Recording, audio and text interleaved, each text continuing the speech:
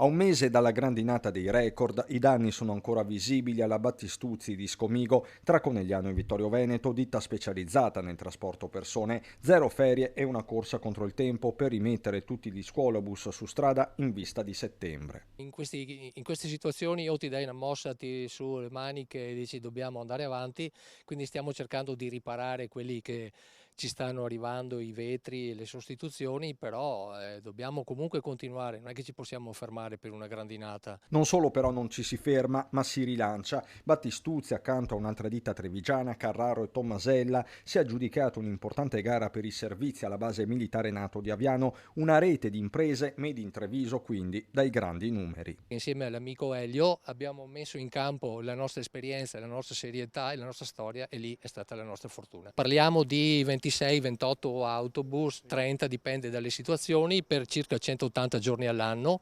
Portiamo circa 1070-1080 ragazzi a scuola tutti i giorni che vanno dai kindergarten, vale a dire l'equivalente dell'asilo nostro, fino ad arrivare alle soglie dell'università. L'operazione ha consentito anche l'assunzione di nuovi autisti, profili sempre più rari sul mercato, ma stavolta si è trovata la quadra. Questione di stipendi, certo, ma non solo. La nostra azienda, per esempio, da 7 autisti, a parte con accompagnatrici, io ho firmato 38 contratti di assunzione nel giro di poco tempo. E devo dire anche il fatto che questo lavoro è dal lunedì al venerdì.